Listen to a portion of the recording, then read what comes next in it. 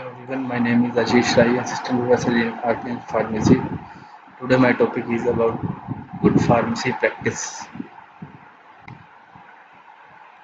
Good pharmacy practice, it is the duty of pharmacist to provide a good safety and good service to the patient.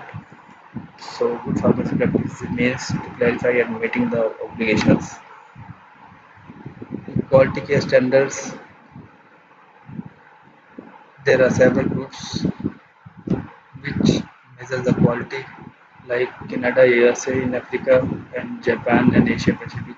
In Europe, there are several countries which measure the quality care standards, and the purpose of quality care standards is for the development of specific area and the generic approach which we provide to the patients. In quality care standards, the presentation is given by their guidelines and audit are mandatory field for quality care standard. The philosophy of pharmacy practice is to provide the medications and other healthcare services to the patients. So it is a philosophy of practice with the patient and the community as the primary beneficiary of pharmacist action. In pharmaceutical care, the patient-centered practice in which the pharmacist assumes the responsibility of pharmacist's updated needs and is held accountable for his commitment. And in GPP, there is a guidelines which are based on the pharmaceutical cares given by the pharmacist, which promotes the promotion of health, medicine services, medical device, and patient self-care, and improving prescribing and medicine use by pharmacist activity. The requirement for GPP is the first concern must be the welfare of the patient in all settings, which is the core of the pharmacy activity, and other healthcare products for quality information and advice for the patient and monitoring the effect of their use.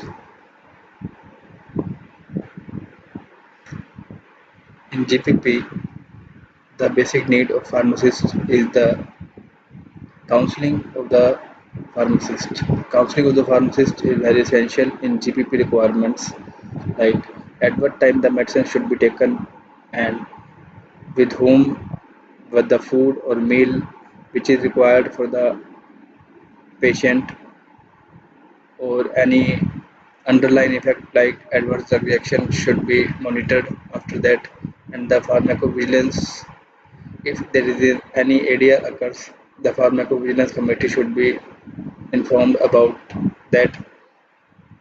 So that are the GPP requirements in which we discuss. In this course pharmacy practice, the main purpose is for the patient care and prescribing and medicine use, and after that the monitoring effect can be taken by the pharmacokinetics and pharmacodynamic activities, and it is a patient-centered practice in which the pharmacist assumes about the responsibility of a patient drug-related needs and any adverse drug reactions. So this is the basic introduction of good pharmacy practices. Thank you.